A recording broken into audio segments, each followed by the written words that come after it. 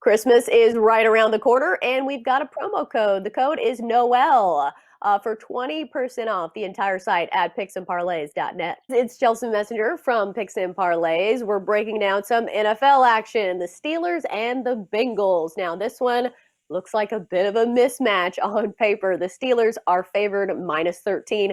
The total is 40, really low number there. This is the Monday Night Football matchup where the Steelers enter 11-2, 8-5 against the number. The Bengals 2-10-1, but 7-5-1 against the spread. The Steelers are on a 2-game losing streak, but this should be a good spot for them here, at least on paper, with the Bengals coming in with a terrible, terrible defense and just not a very good team overall. But 13 points is a lot to lay in the NFL. To give us some insight on what to maybe do with your wager here, we've got Lee from ASA to give us some sage advice. Lee, what's your take on Steelers and Bengals and this point spread that is so big and this total that is so low? Yeah, it's a tough one. I have to believe that Pittsburgh has heard all the noise about how their offense has suffered this year, or most recently, all the short passing. They've gone away from the running game.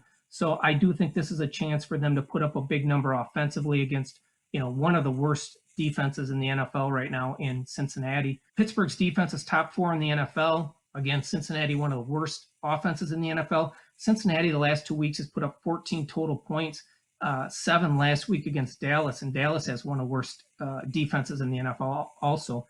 Combined, they had 550 total yards in those 2 games against Miami and Dallas. So really not much going on for the Bengals offensively. Now they face a Pittsburgh defense that's 3rd in yards allowed, 2nd against the pass, 6th against the rush, 1st against points allowed per game. So I really can't see Cincinnati scoring many points in this game. In fact, they may get shut out. And Pittsburgh is kind of due. I hate to use the word due, but they're kind of due. Prior to December 1st, Pittsburgh had averaged 30 points per game. In their last 3 games are averaging just 17 points per game. So their offense has taken a dramatic turn or step down here in the last 3 games. So here's a chance for them to kind of prove the critics wrong, step up with a good performance. The last time they played Cincinnati, they did beat them 36-10.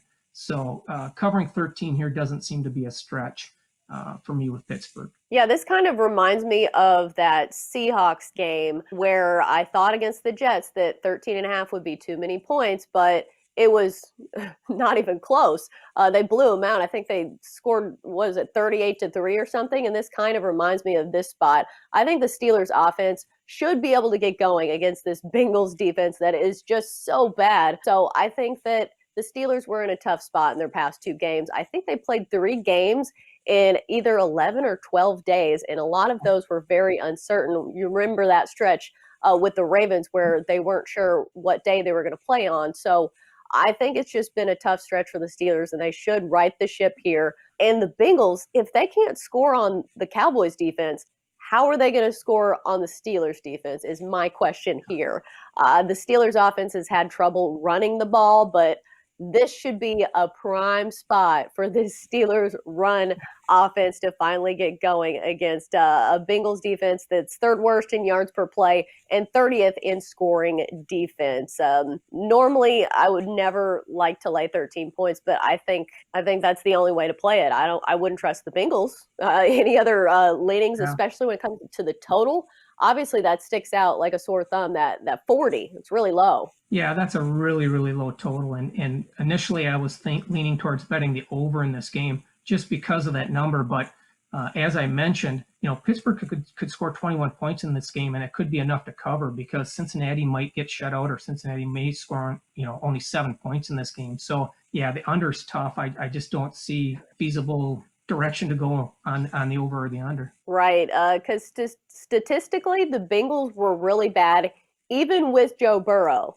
Now they don't have Joe Burrow, and it's been a lot worse. They've only scored 7 in the past 2 games, I think. So their offense has just been dismal, and conversely, defense not great either. So I think this is one of 2 teams, the Bengals and the Jets, where the level is just quite a big drop off. Because normally in the NFL, there's a level of parity throughout the league, but I don't see it here, especially with the Steelers being the team, 11-2, and then the Bengals the way that they are. Any other closing thoughts before we wrap it all up?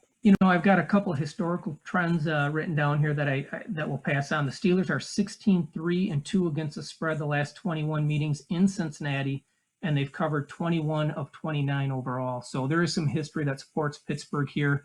And again, they're still playing for a lot for the number one seed in the AFC. Again, it won't take a lot of points for them to cover this spread. Right. And we mentioned this off air. If you do like teasers, maybe a spot worth going here if you like the Steelers and you don't think that they can cover 13.